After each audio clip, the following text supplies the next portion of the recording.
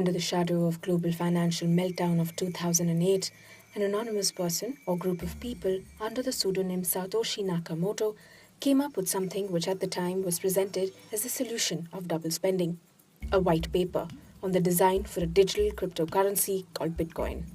Bitcoin transactions are digital, directly between one party to another, completely anonymous, transparent, and hack-proof.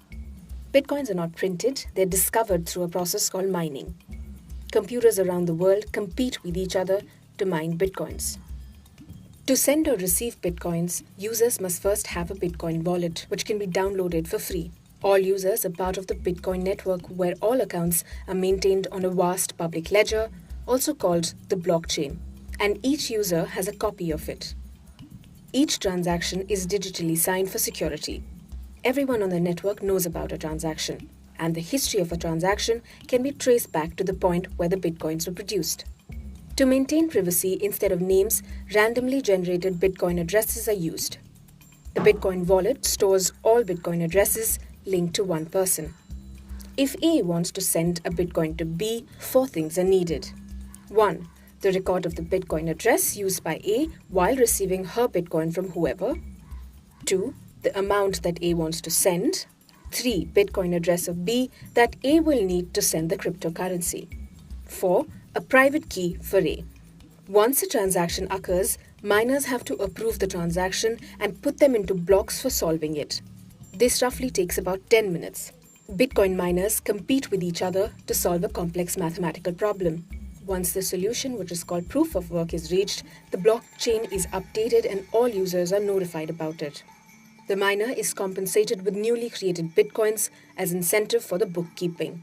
The Bitcoin developers have limited the mining of the currency to a fixed amount of 21 million.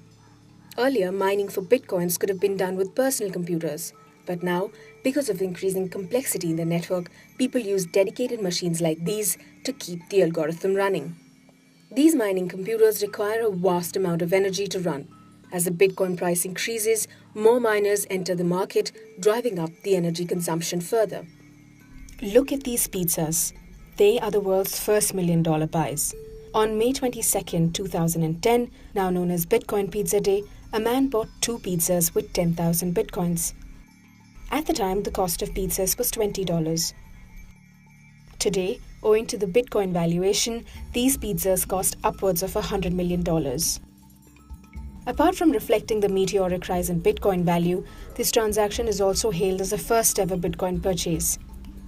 This, however, also points to one of the key problems Bitcoin critics say the cryptocurrency is facing right now, that of volatility.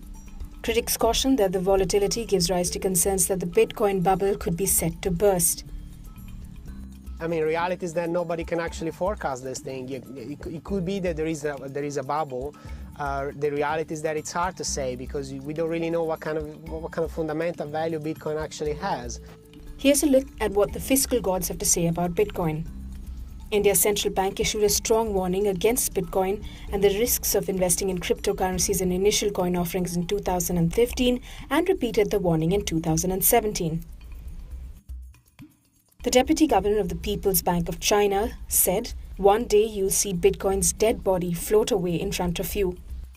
While Federal Bank of USA, though, says it is premature to consider its very own digital currency, but it is something we're starting to think about. Indian Ministry of Finance cautioned against virtual currencies, comparing them to Ponzi schemes.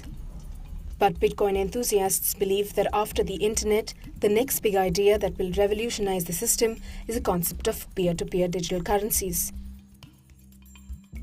These temporary fluctuations are meaningless, created by speculators, people who do not understand the fundamental technology of the blockchain.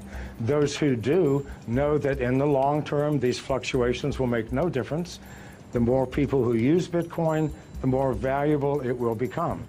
However, critics say that it is not a currency system and is more of an asset, used at best to hold value.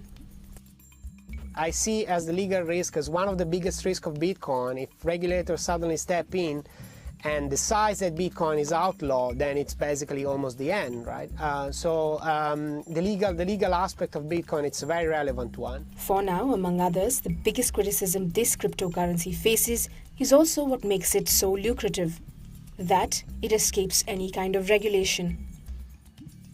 Given the rapid increase in the price, there's a distinct danger now that the average consumer is going to get very interested in participating in this.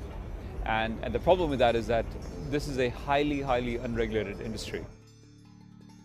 Whether it is similar to the dot-com bubble or to the communication revolution, only time will tell.